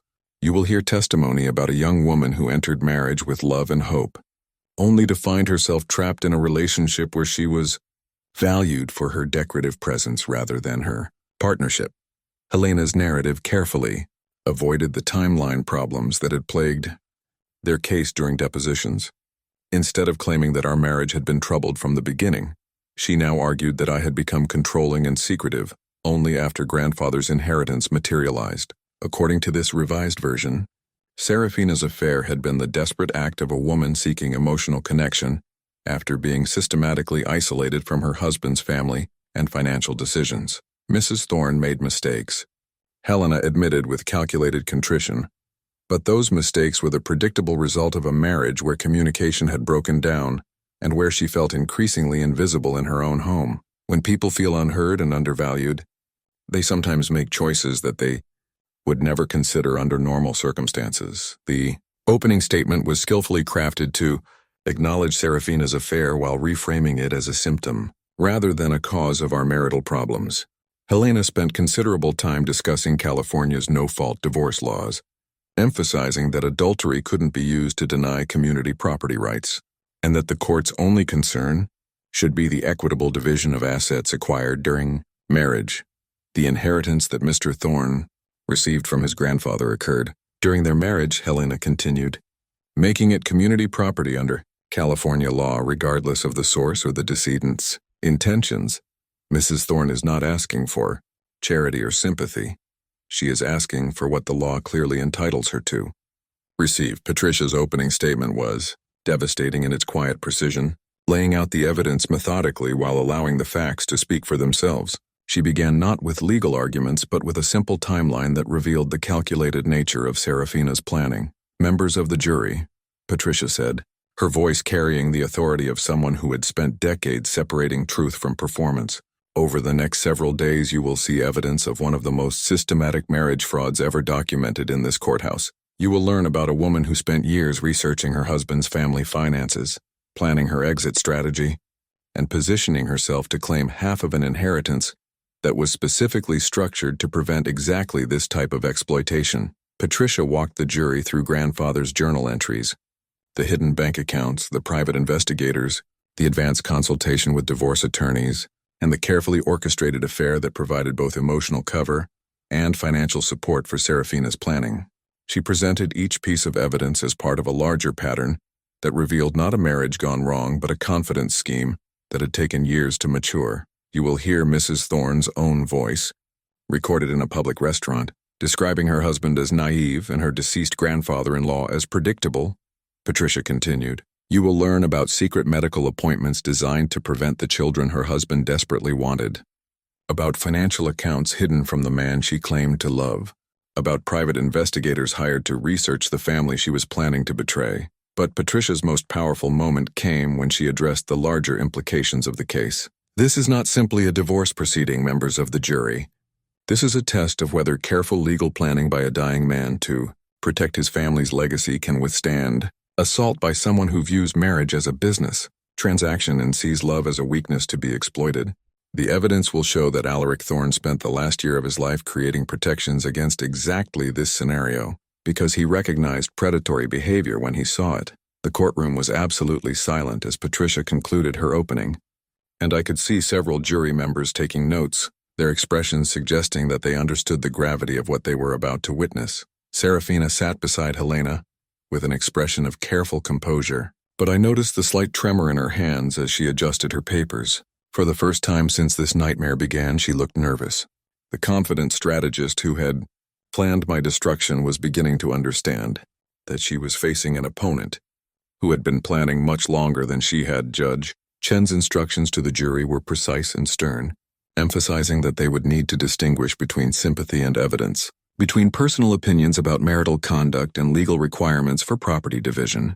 Her tone suggested that she had already reviewed much of the evidence and was prepared to enforce strict standards for testimony and documentation. This court will hear extensive testimony about the conduct of both parties, Judge Chen warned, but the central question you must answer is whether the inheritance in question constitutes community property subject to division, or whether it falls under protections established by the decedent to prevent such claims. Your decision must be based on evidence and law, not on personal feelings about the behavior you will witness. As the first witness was called to testify, I felt something I hadn't experienced in months.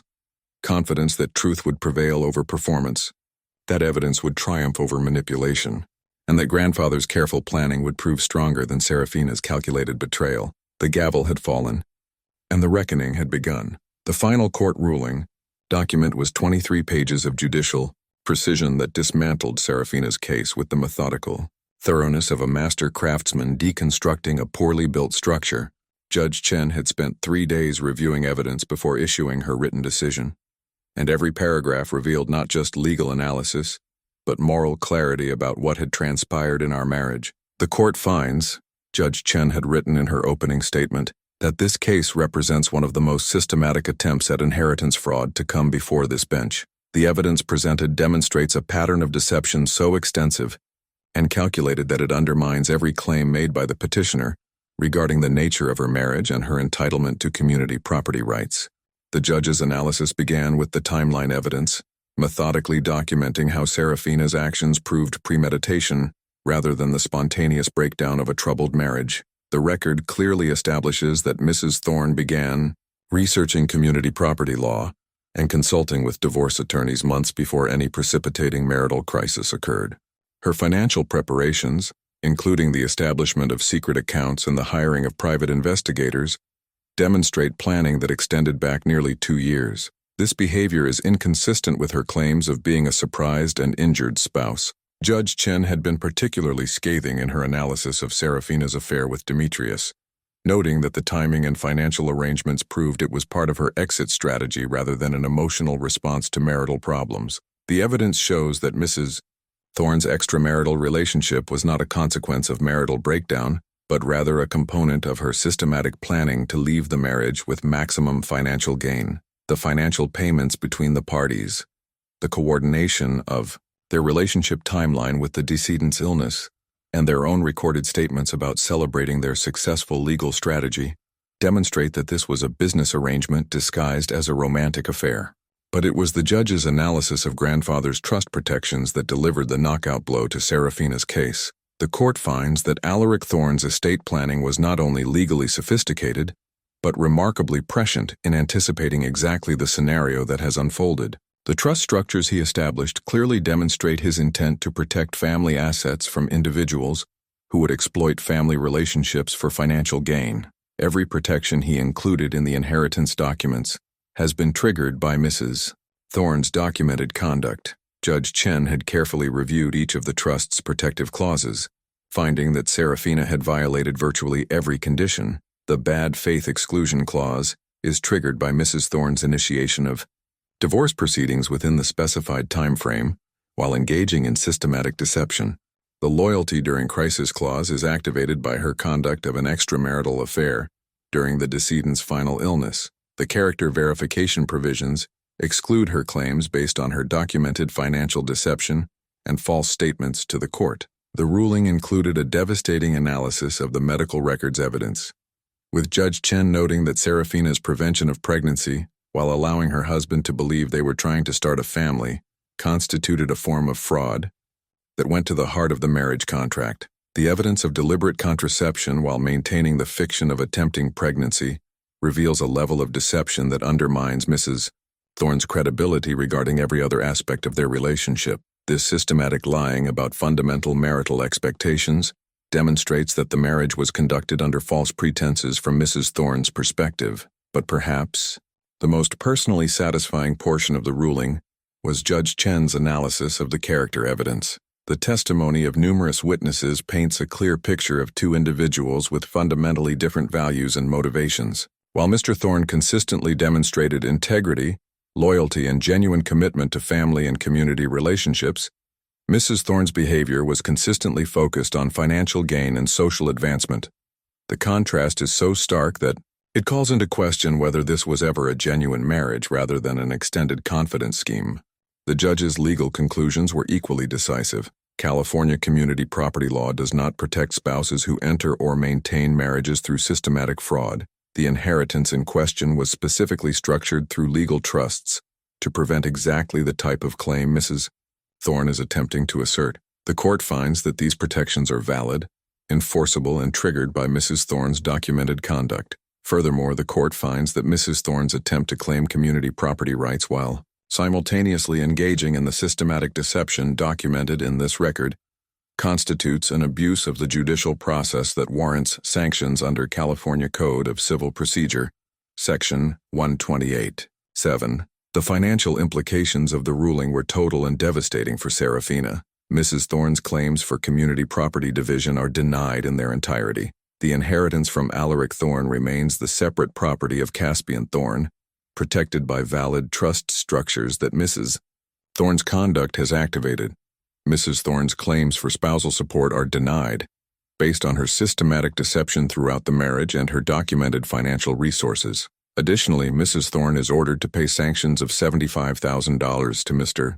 Thorne for frivolous litigation and abuse of process, and an additional $25,000 to the court for administrative costs associated with her false claims and destroyed evidence. Judge Chen had also addressed the broader implications of the case. This court takes seriously the need to protect legitimate inheritance planning from individuals who would exploit family relationships for financial gain.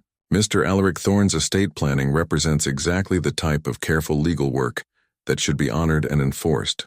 To rule otherwise would send a message that systematic deception and fraud can be rewarded through marriage and divorce proceedings. The ruling concluded with language that felt like a complete vindication of everything grandfather had believed about character, integrity, and the protection of family legacy. The evidence in this case demonstrates that some individuals view marriage as a business transaction and family relationships as opportunities for financial advancement. The legal protections established by the decedent serve as a model for how careful planning can defend against such exploitation while honoring the genuine bonds of family and shared values. As I sat in the courtroom listening to the clerk read the decision aloud, I watched Seraphina's face transform from confident expectation to shocked disbelief to something approaching panic. Helena Marchetti sat frozen beside her client, clearly understanding that the comprehensive nature of the ruling would make any appeal nearly impossible. The woman who had thought she could manipulate the legal system as easily as she'd manipulated me had just discovered that justice, when properly prepared for, was stronger than deception. Grandfather's final gift wasn't just financial. It was the knowledge that truth, carefully documented and skillfully presented, could triumph over even the most sophisticated lies. The gavel fell one final time, and Seraphina's confidence scheme was officially over. The new business partnership agreement sat on my desk like a bridge between the past I'd lost and the future I was choosing to build. The document, carefully drafted by Ben Rutherford, established the Alaric Thorne Foundation for Historic Preservation as both a living memorial to my grandfather and a practical application of the values that had guided our family for generations. The foundation's mission statement reflected everything grandfather had taught me about the responsibility that comes with inherited wealth: to preserve San Francisco's architectural heritage while providing opportunities for craftspeople to learn traditional restoration techniques, ensuring that the skills and values of historical preservation continue to serve future generations. The irony wasn't lost on me that Seraphina's attempted theft had actually helped me discover the true purpose of the inheritance. Without her betrayal forcing me to examine grandfather's protective planning so carefully, I might never have found his detailed notes about his hopes for the money's ultimate use. Hidden in his journal's final pages were detailed plans for exactly the kind of foundation I was now establishing. The money should serve the work, not the other way around, he'd written. If Caspian inherits this wealth, I hope he'll use it to ensure that the crafts and values we've spent our lives preserving continue to flourish. Buildings can be restored, but skills and integrity must be continuously taught and retaught to each new generation. The aftermath of the trial had been swift and brutal for Seraphina and Demetrius.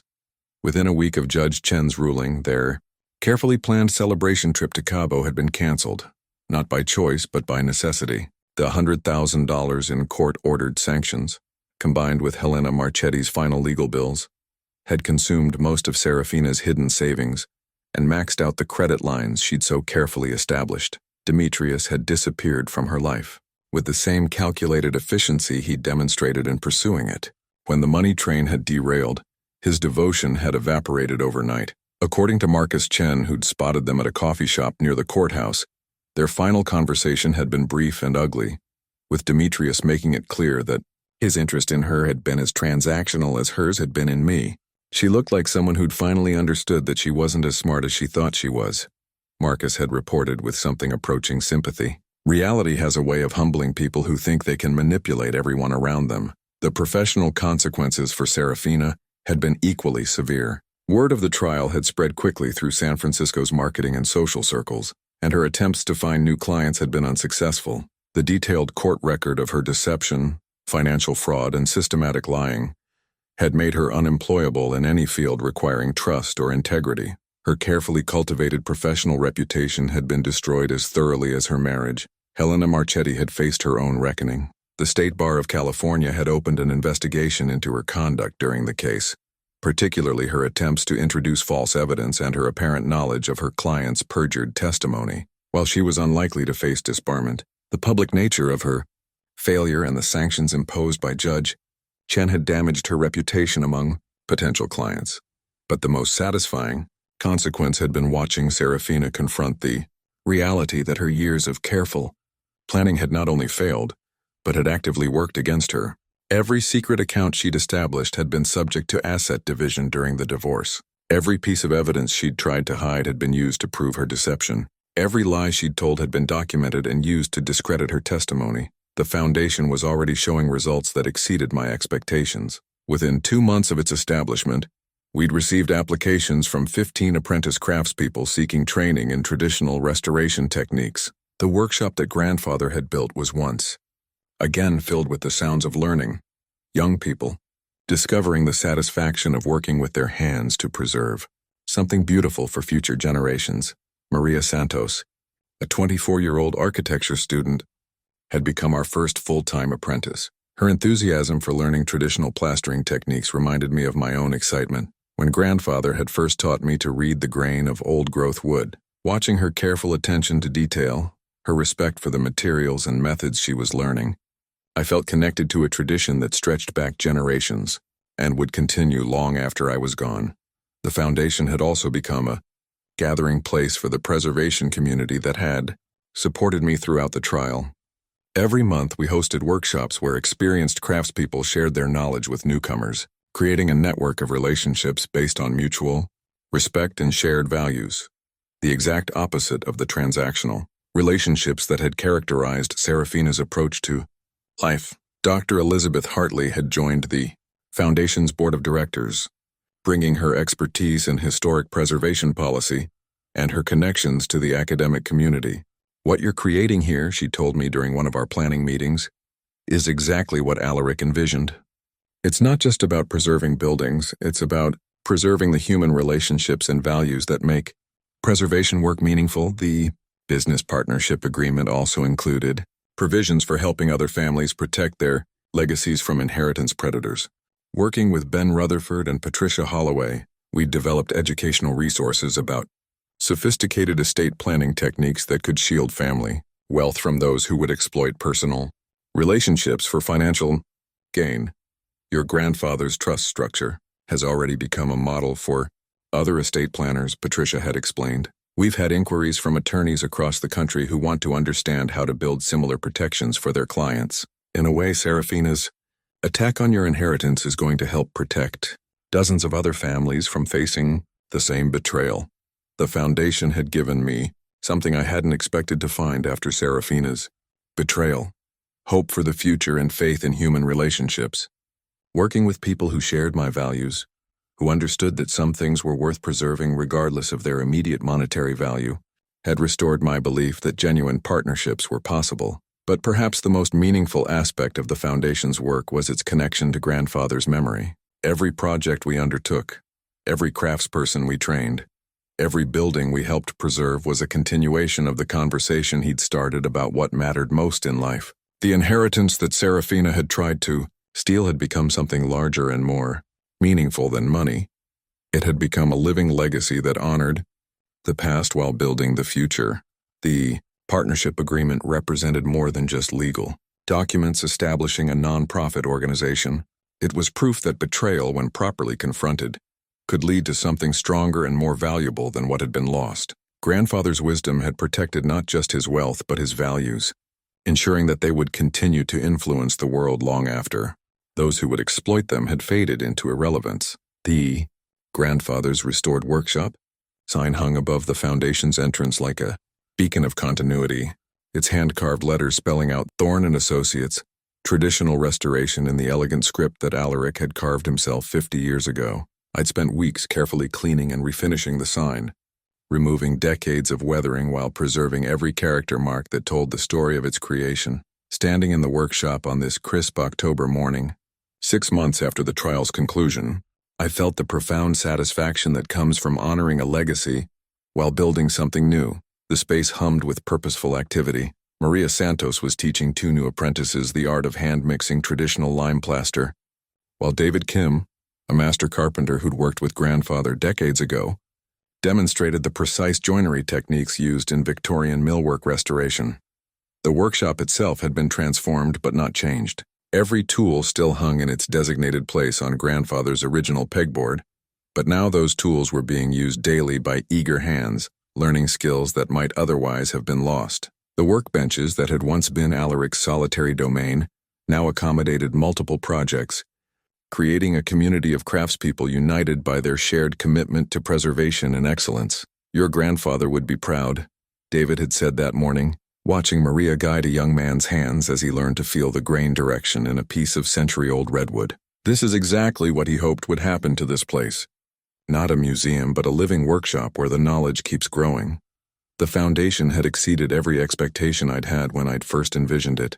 In 6 months, we'd trained 12 apprentices in traditional restoration techniques, completed 3 major projects for the Victorian Preservation Society, and established a scholarship program for young people from underserved communities to learn architectural trades. The waiting list for our programs had grown to over 40 applicants. But more than the numbers, it was the quality of relationships being built here that made me understand grandfather's true vision. These weren't transactional arrangements between employers and employees. They were mentoring relationships between masters and apprentices, friendships based on shared respect for craftsmanship and history. Every person who walked through our doors came because they genuinely wanted to learn and preserve something valuable, not because they saw an opportunity for personal gain. The contrast with my marriage to Seraphina couldn't have been more stark. Where she had approached relationships as opportunities for exploitation, the foundation was built on genuine collaboration and mutual support. Where she had hidden her true intentions behind calculated charm, the people working here were transparently committed to the same goals I was pursuing. I'd received an update from Patricia Holloway just last week about Seraphina's continuing downward spiral. The sanctions ordered by Judge Chen had been only the beginning of her legal troubles. The IRS had opened an investigation into her hidden accounts and unreported income from Demetrius's shell company. The California Department of Consumer Affairs was reviewing her business license based on evidence of fraudulent billing practices that had emerged during our trial.